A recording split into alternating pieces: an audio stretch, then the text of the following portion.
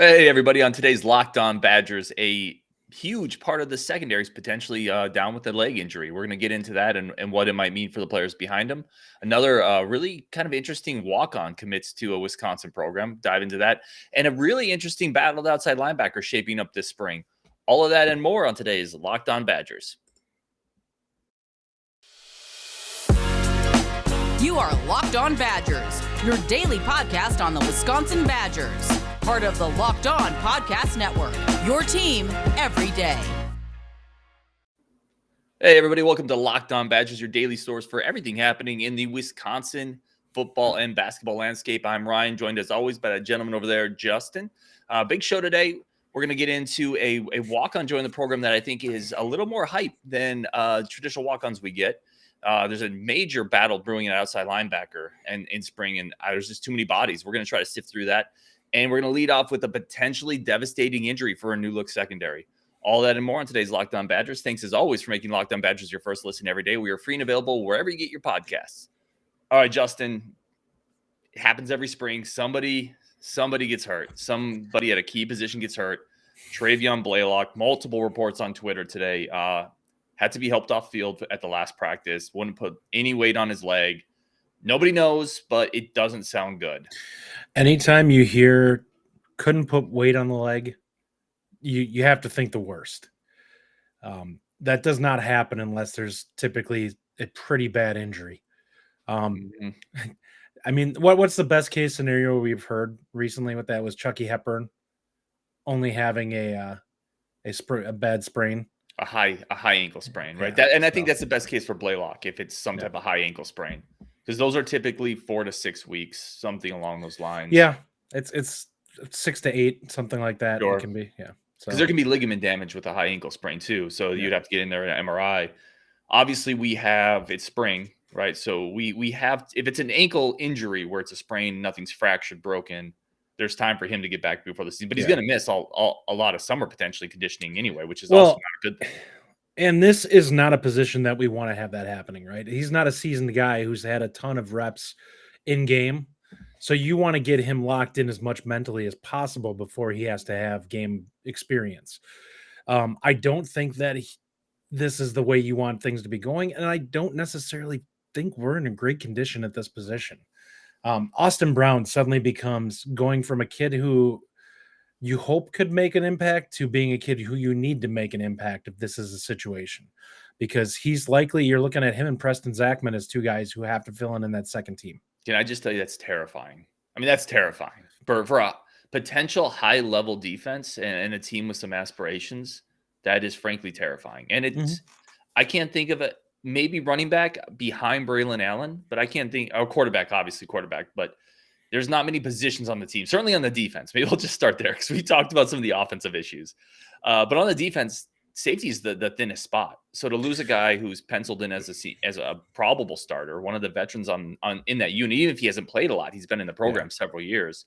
And you look at who else is there. You have John Torchio, who's played a lot, former walk-on. I think we both agree he's a solid starter, but he's not a difference-making player, at least not as of yet. Yeah, he's solid. Zachman, he doesn't hurt you. He doesn't necessarily help you a ton. Right. Zachman was recruited as an athlete, right? Yeah. So he has essentially no playing time at safety, in games. They moved him there for fall camp, I believe. Was it last year? He's very raw. You have Wohler, obviously the in-state stud, but again, he doesn't have a lot of experience at safety. And then you got Austin Brown, who you talked about coming in as a highly, highly touted recruit out of Illinois, but he's a baby, right? That's terrifying. Yeah, you really. I mean, I think you and I both felt that Wohlers may push, right? He could potentially end up being a guy that was a starter coming out of, in the fall. I don't want him to win it this way. Right. I'd love to see him push and earn his way on there, and he may very well do that still.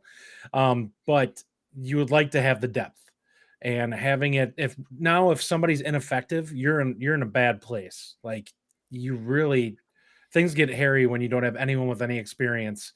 And you're suddenly throwing guys out there just because somebody's getting toasted out there every couple plays. So you really can't afford to miss, with any of these guys. These guys have to get better and be ready to go. Now, the big plus to this position is effectively our defensive coordinator's baby, right? He knows safety's better than anybody. So Leonard, if there's one guy I feel confident in getting these guys prepared, and we've seen it since he's been defensive coordinator here, anybody he's put out there has been effective, right? We haven't had anybody that's been bad at the safety position. We've had guys who have played mediocre. I don't at also times. think we've had anybody be a difference Exceptional. maker there, Yeah. which is interesting to me. Now, I did want to say this probably opens a. Now again, this is all speculation. You know, maybe Travion Blaylock had a terrible cramp and he's back in 3 days, right? We have no idea what happened, and we're obviously hoping for the best. The reports indicate something that is more than just a nick. Yeah. But this is something that maybe a guy like Clark, the transfer from Toledo, or maybe this opens up a door for a guy like that who's played a ton of football. He's a 7th-year senior. We talked about this, and we talked about that coming in, that he was a guy who potentially could move around, or play third safety when we were running those type of packages. I didn't actually really love that idea because he's a little short and he's not that fast. Like he's not really the prototypical, and he's not a thumper, right? He's a corner, but I think he's a guy in an emergency you could slide into safety. I think that from mentally where he'd be, that you'd be okay with where he's going to be mentally. Yeah. Physically, you probably want a little bit of an upgrade, but you're hopeful that he can't be exploited, right? I think he would do the intelligent things on the back end. Yeah. I don't think he would do a lot of the athletic things on the back end listen, it is what it is. We don't have no team has a star at every spot. Yeah. So I think he could be a serviceable player. I think no matter what coming into this year, the safety spot was kind of the question mark on the defense anyway. Mm-hmm. And Blaylock was a guy we both circled as this is a guy who at least has the athletic tools to be an above average starter in the Big Ten, to match up a little bit more on an island. I mean, nobody matches up on an island against Ohio State, really, but definitely something that is a little concerning. He was a plus athlete. Like you could say that he's not dead, Justin. Okay. Well, at the position, it was meant a plus athlete. Yes. I don't mean to make light of this. I think we're hopeful that he'll be back, but he was a guy that was going to be a net positive at that position in terms of athleticism. And now, not that Wohlers is any slouch of an athlete at all. He's definitely not. But the question there is going to be with Wohlers. Where are you at? Wohler is sorry, not former Braves closer. Nope. Is going to be, can he keep his mental part down to go with the physical? We can't afford it. He's very aggressive. He plays with his hair on fire. And the question with him is going to be, can he mentally, are his instincts going to put him in a good place? And the answer probably is meh. Like, he's a young player. Like, he's going to make some mistakes. I guess is what I'm saying. Hit or miss. He's also going to make some plays. Amazing, right. He's going to have times where he gets burned. He's going to blow some people up. I think he's going to cause some turnovers. And I think there's probably going to be a couple times this year, which people should expect, by the way, right? People should expect this. There's a couple times this year where he's going to bite on a out and up. He's going to bite on a tight end underneath and let the guy run a post behind him. And it just is what it is. Like, that's young players and that's growing pains. And I think he's going to be a good player for us. I think he's going to be a good player starting this year. And in a year or two, he's probably going to be an exceptional player. At least that's the hope. But again, it's a shallow position. So to already be potentially losing a key contributor and one of the veterans in that unit is a tough blow. Yeah, agreed. I mean, we would love to see things in it. I mean, we would have loved, if there's one position that we can't afford to have this to happen, that's the one. But it is what it is. Now you get the one plus to this is that the young guys are really going to get put into the fire now, and they're going to get to see where their shortcomings are in the spring, rather than having something like this happen in the fall, where it's, oh no, now we have to figure out how to make this work. So, all right, with that, we're going to go ahead and take our first break here, and we will be coming back and going into the outside linebacker position. Is this going to be a position that may be a lot deeper than what we actually anticipated? I think we all felt good about it, but now it might be a little crazier than we were expecting. And our first advertiser tonight is going to be Built Bar. Ryan and I have both been, using these babies left and right since the beginning of the year, since we started trying to get back in shape. Built Bar is an amazing way to get a nutritious and kind of hit that sweet tooth up after a workout. If you guys haven't tried them, I would go ahead and try the Puffs. You are missing out. It's one of the best tasting bars that they have. The Puffs are the first ever protein infused marshmallow. They're fluffy, they're marshmallowy, they're not just protein, they're a treat. And they are covered in 100% real chocolate. Puffs are a fan favorite with some incredible flavors: yummy cinnamony churro, coconut marshmallow, banana cream pie, Ryan's favorite. These are going to be your new favorite. All the Built Bars, once again, covered in 100% chocolate. They are low calorie, high protein, and replace candy bars with these. They are better. Typically, a candy bar can be anywhere from 200 to 300 calories. Built Bars, roughly 130 calories, 4 grams of sugar, 4 net carbs, and 17 grams of protein. If you haven't tried out a few more flavors, that my new favorite, the one that I tried this week, was mint brownie. I love that one. It was very good. I'm a mint guy. Totally enjoyed it. They're delicious. They have new flavors coming out all the time. If you want to try them out, go to built.com, use promo code LOCKED15, and you can get 15% off your order. Once again, that's promo code LOCKED15 to get 15% off at built.com. And once again, thanks for making Locked On Badgers your first listen every day. We are free and available wherever you get podcasts. All right, diving into our next segment here, Ryan. Outside linebacker is crazy deep this year. We legitimately may have 5 guys who are starting caliber players. News coming out of camp that Kaden Johnson has been really good so far. TJ Bollers has been really good so far. And this doesn't even dive into Nick Herbig, who's been sitting just due to some injury concerns. This doesn't get into Aaron Witt, who we've all been really high on and thought was a guy who could push. Now, we don't know if necessarily he's going to be healthy, so that takes one guy potentially away. But we haven't heard Peterson much about him either, and he's a guy that really flashed last year. So we have so many bodies at this position. It's going to be really hard to get everyone good snaps this year, I'm thinking. Or we're going to end up having to find almost a 50-50 split with how we rotate these guys. Yeah, I mean, we talked about it when we did an outside linebacker show. One of the things I mentioned is Badger fans are just going to have to prepare for one of these guys to transfer. It just is what it is. There's too many good players in the same age range to get consistent reps. Now, Herbig will be gone after next year, so that's going to open up a spot. Another guy you didn't mention was CJ Getz. Getz is going to play a ton. Yeah, right? He's probably the other starter right now. We're legitimately 6 deep right now if you count Witt. Frankly, I don't think you should be counting Witt. He's still in he's not even putting weight. He's got on a scooter basically. So yeah. I think he's out for a long time. Until we know he's going to be practicing in fall. It's probably going to put him behind the other players we listed who are healthy and practicing because he just doesn't have the reps. So I would count Witt out of that, which means we got 5 dudes. Right now, here's the one thing I would say, though. We have 5 dudes, 2 of which are one of which is a stud in Herbig, one of which we kind of know what we got in Getz. And then you got 3 dudes in Peterson, Bollers, a ton and of Johnson, potential, but not a lot. We really don't know. Yeah. So I don't want to put the cart too far ahead of the horse on this one and assume that we have 5 studs. We have we have 1 stud, 1 solid player, and 3 guys who we like the upside, but we don't know.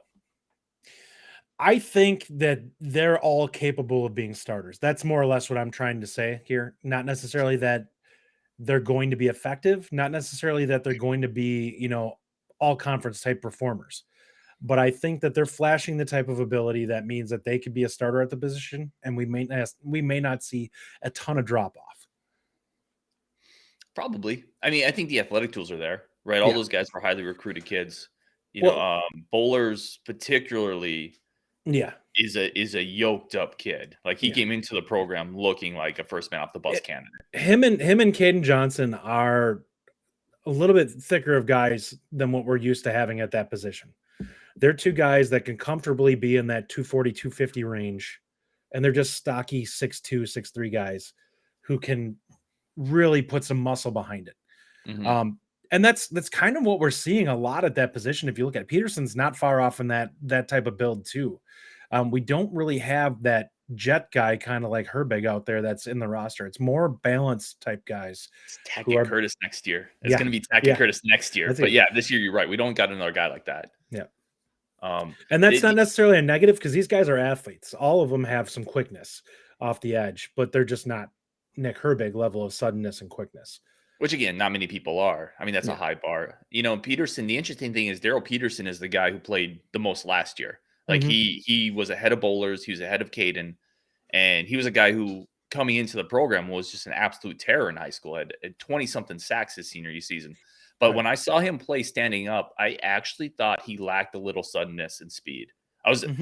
Now that's a very short sample size. I don't think he flashed a lot when he played last year, but he absolutely flashed in practice to be able to put himself in the position where the coaches were relying on him in the Arizona State game. The bowl games were really some. So I think he's probably the guy who the coaches have the most faith in, just because we saw it last year. Yeah.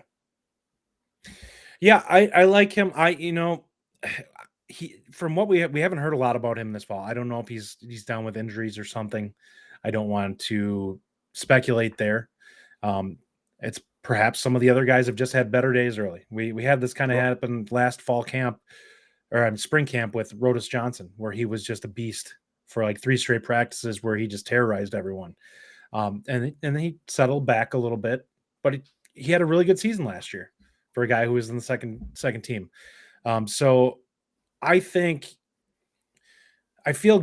good about this position from the standpoint is that I don't think that it's going to be there's just quality depth there. Like it's not a lot of experience, but there's quality depth. There's guys who athletically you don't feel like there's a weakness there. There's guys who have their bodies right and are ready to play. It's just a matter of experience and kind of figuring out what we have. Now we could have 4 or 5 monsters there. We won't know until we get probably a third of the way into the season. But in April, we'll coach him up. Like April's proven at this point to be probably the best coach, probably the best assistant coach we have on the entire staff. I think you and I both agree that if something were to happen where Leonard would move on, or if he'd move up, if Chris would retire or something like that, we both feel confident that April's the guy at defensive coordinator. Hopefully we can hang on to him long enough for that to happen. Exactly. He was getting sniffs this last offseason. Oh, he was getting sniffs, and it wouldn't shock me if he's going to get NFL looks too. Like he's consistently starting to build guys at that position who are NFL guys. NFL teams are going to go, why don't we just hire this guy? Like he's clearly getting productive players that he's putting into the NFL. It'd be a waste of his God-given recruiting ability to go to the NFL. And goodness help, listen, we've talked a lot about recruiting, and this is not a recruiting segment, but he brings so much to the team from a recruiting standpoint that would be big shoes to fill as well. The other thing I want to get into with outside linebacker, because I agree with your point that the depth is tremendous there. I don't think, barring a cavalcade of injuries, that there's going to be any way that we run out of able-bodied players to put there. The interesting thing for me is going to be when they shift into their pass rushing situations, when we get an opposing offense in 3rd and 7, 2nd and 12. I'm going to be fascinated how they deploy some of those guys, because if we remember, especially Bollers, that's a guy who played with his hand in the dirt in high school, right? So I could see situations where 3 of these outside linebackers, maybe even 4 of them, are coming out on the field for pass rushing situations just to unleash basically havoc. Well, that's kind of what I compared it to previously. Remember the amoeba package that we had? I don't want to ever remember Bielema defenses. Okay. No, but that was one of the things we did was we put a bunch of pass rushers out there in stand-up position. Don't make me remember guys flexing all over the place. Don't make me remember Bielema defenses, please. I'm not. Just believe me. Listen to this. I think you could get away with, on a pass down, put Benton out there just to clog the middle and put 4 guys out there that can pass rush.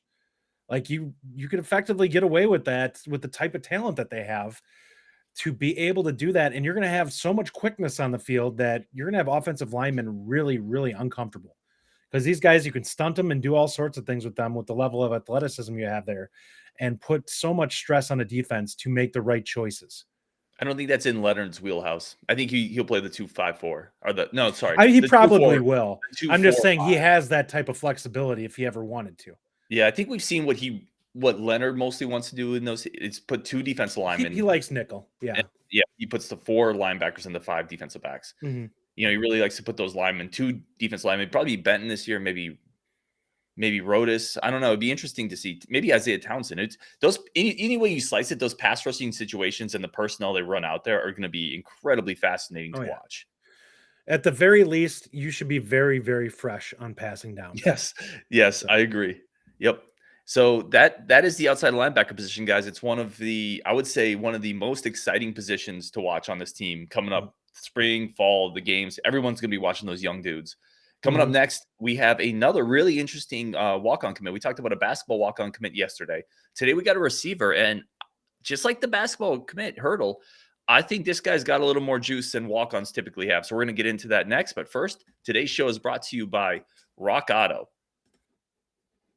Rock Auto is the 2022 way to go buy auto parts, buy anything you need. It is the simplest, time-effective way. You go to the store and you never have to sit there with some guy who's trying to punch in all these variables, all these different things into a box. They may not have the parts you need at the warehouse. They may not have even anything for you, right? And you can waste your entire day trying to hunt down some random part for your 2011 Jeep Compass.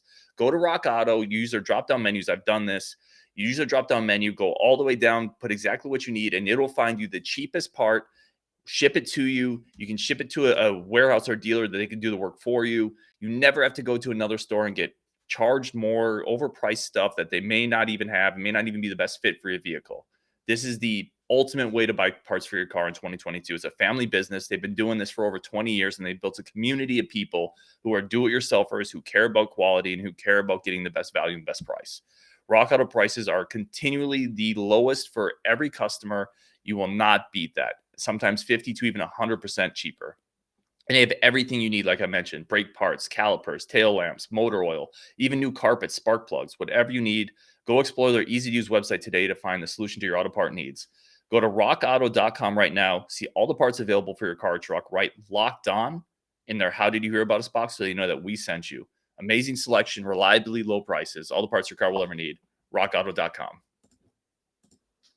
Okay, Justin, let's get into this. Is interesting to me. So Cam Fane, receiver out of Wisconsin, a walk-on out of, let me get his actual school. I just had it up here, out of Edgewood High. Sorry, I had it up. I lost it. So Cam Fane out of Edgewood High, 6'1", 185 pounds.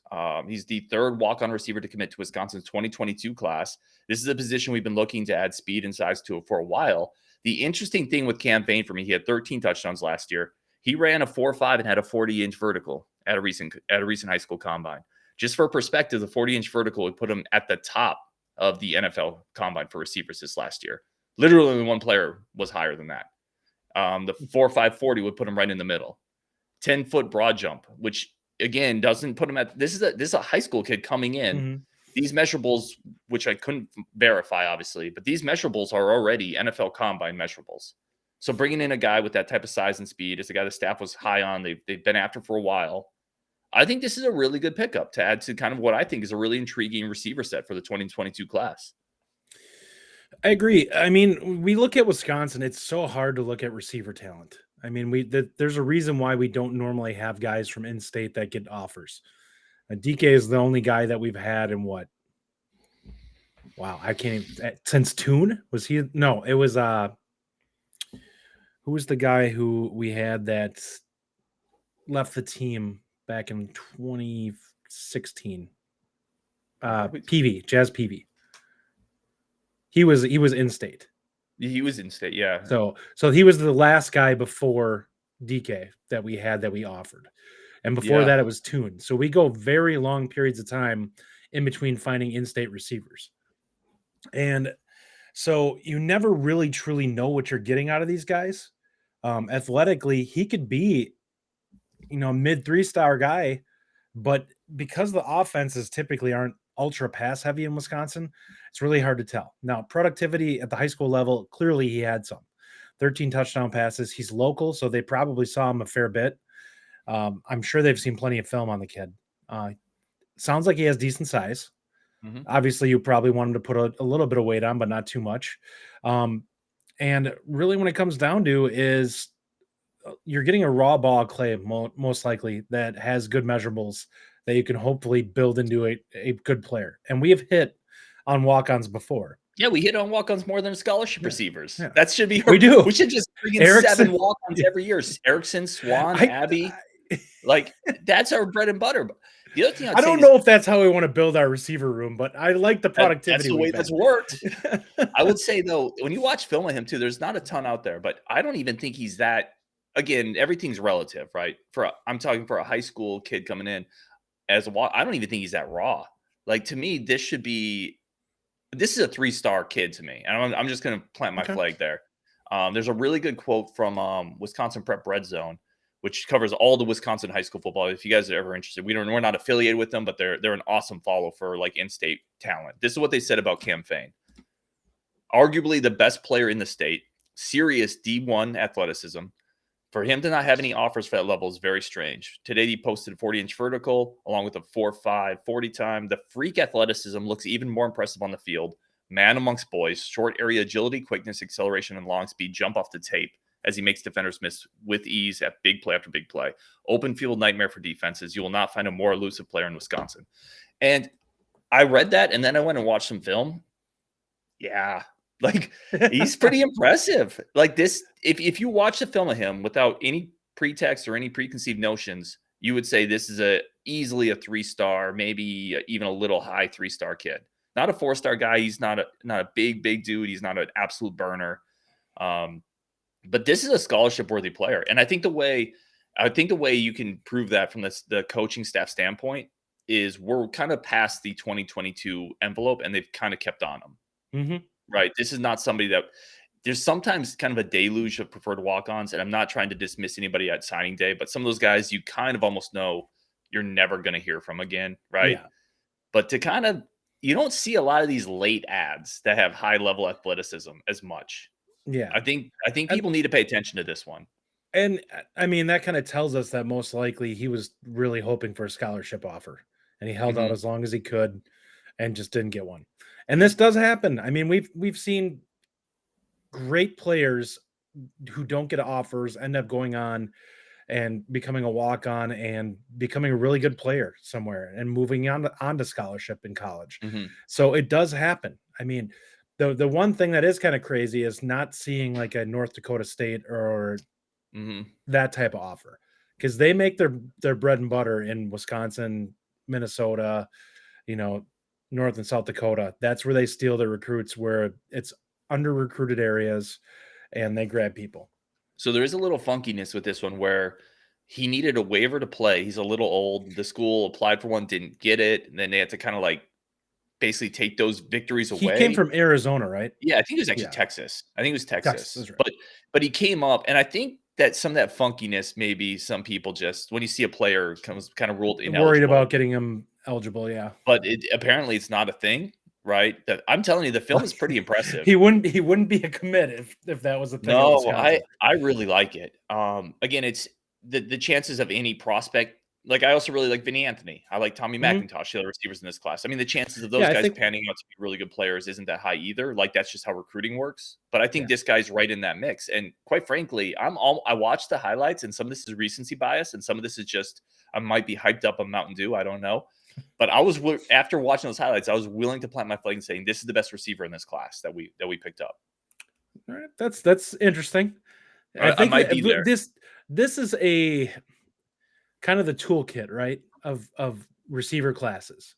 It's like everyone's got something different that they do. Yeah, you have McIntosh, who's the big-bodied, tall guy, lanky. You have Vinny Anthony, who is kind of that deep threat, long strider. Yeah, / good route runner guy who just kind of he's just more surgical at the receiver position. And then you have this kid, Fane, who's going to be coming in, and who was our kid out of was it Kansas? Oh, you're talking about Bell, the son of the former Nebraska player. Yes. Chris Brooks. I said Bell. Brooks. Yes, Brooks. Chris Brooks Jr. Brooks, who is a solid. Yes, he's a big Anquan Bolden type receiver. Yep. Where you have a guy who's going to be big possession receiver, can be physical. So it's a little bit of everything that's kind of coming in, and that's what I like to see, because it gives you flexibility within that group, and it's not just lather, rinse, repeat with your recruiting. We need to get this exact type of guy. And that shows a lack of ability to look outside the box to me at the position. If you're a coach and you're doing that. So if all your receivers look the same and you're not seeing productivity out of it, that's telling me that you're not recruiting the right type of players. So we don't know what we're getting here, but I take the chances on finding a skill or a physical tool that is hard to come by and hoping that the rest kind of rounds into something nice. And by the way, to kind of maybe wrap up on this, how do you say we're a little disappointed in our receiving group, other than bringing in 3 scholarship guys and pursuing other walk-ons to bring in, right? Like that's the staff is kind of like, all right, we need to get better here, and let's kick over some stones and find some bodies, because that's what some of this is, right? That's what recruiting is. Sometimes you got to throw bodies at the problem and find the ones that hit. Well, yeah, and the room is very young. So right now it's, hey, we know some of these guys aren't going to turn out. We need to just keep throwing numbers at it until we prove that we have something. Yep, agreed. But all right, with that, everybody, we're going to go ahead and call it a show for this week, or for this night, I should say. Thanks again for listening. If you want to check us out on social media, you can send us an email at lockedonbadgers@gmail.com or on Twitter at lockedonbadgers. Thanks again for making Locked On Badgers your first listen every day. Continue tuning in to Locked On Badgers for more spring football action, as well as talking about the upcoming portal additions that are going to be made for the Badgers basketball team. We'll hopefully hear something on that coming up soon. Nothing's been locked in or no commits yet, but hopefully we'll hear something soon. Now make your second listen Locked On NFL Draft. Ryan Tracy and former NFL cornerback Eric Crocker bring the NFL Draft to life every day with insight and analysis on college football prospects and NFL front offices. It's free and available wherever you get podcasts.